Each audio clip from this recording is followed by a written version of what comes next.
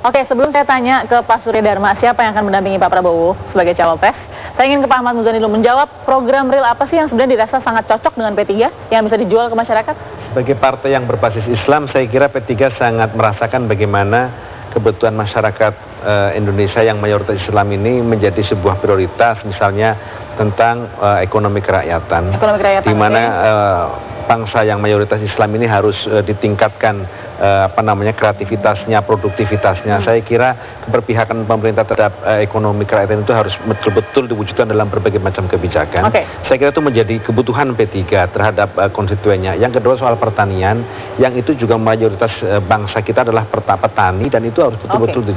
Yang terakhir, yang lain misalnya kayak pendidikan, itu kan pendidikan agama, pondok pesantren, ibtidaiyah, sanawiyah, dan aliyah itu menjadi prioritas, dan itu ada dalam 6 program aksi kita. Dan saya kira beberapa hal itu menjadi prioritas dari program P3. Jadi ada sama dan sebangun antara prioritas kita dengan P3. Saya kira itu yang menyebabkan partai-partai Islam. Cukupkah Bang Ege kemudian formulasi yang sementara ini? Saya malah mau dengar dari Pak Surya Dharma Ali, apa yang membuat dia merasa cocok? Ya, sentuhan pada umat Islam itu harus lebih dibandingkan dengan yang lain. Karena untuk menciptakan Indonesia yang sejahtera, itu haruslah umat Islam yang sejahtera.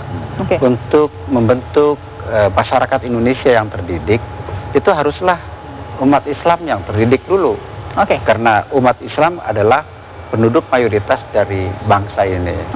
Oleh karenanya memberikan prioritas berbagai aspek kehidupan umat Islam, itu membuat kami tertarik dengan menerima keberagaman juga ya yang diajukan oleh Gerindra misalnya kan. Tentu. Dan pilihan Partai Persatuan Pembangunan kepada Gerindra itu adalah sebagai wujud keragaman itu sendiri. Nah, terakhir belum dijawab nih Bang Ege, kita juga ingin dengar eksklusif ada partai Islam, tidak. Kita ingin dengar ya Pak Surya Dharma Ali, benar nggak tidak sih Pak, cawapres sebenarnya sudah ada beberapa namanya, tapi nama Pak Surya Dharma Ali ini di mana posisinya? Saya belum tahu. Nama cawapres Pak Prabowo itu masih di kantong beliau. Ya. Saya mendukung beliau tanpa syarat.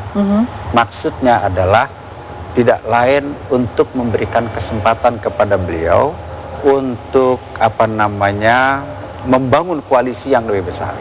Tetapi kalau saya sudah menargetkan saya mau koalisi tetapi saya menjadi calon wakil presidennya, atau saya mendapatkan menteri sekian, itu berarti saya menutup peluang bagi yang lain bersama-sama membangun. Tapi seandainya di kantong namanya Bapak siap ya Pak ya? Saya nggak mau mengandai-andai. Baik, terima kasih Pak Surya Dharma Ali. Terima kasih Pak Ahmad Muzani, terima kasih Bang Emil Ghazali. Tapi kita lihat tadi ya, kita belum tahu persis di dapur belakangnya apa ya sebenarnya. Nanti langsung. Tapi yang penting sekarang, mulai malam ini saya katakan, yang akan penting selanjutnya ke depan itu adalah taste kemenangan. Taste itu bukan soal selera, tapi perlu dicatat nih. Taste kemenangan, dan ini sudah dimulai kelihatannya. Baik, terima kasih Bang Effendi. Dan itu menjadi akhir dari jumpa kita. Kita lihat bagaimana serunya koalisi dan juga manuver pilih kawan di pemilu 2014. Saya Bagas Melisang, selamat malam. Sampai jumpa. Thank you Pak, makasih.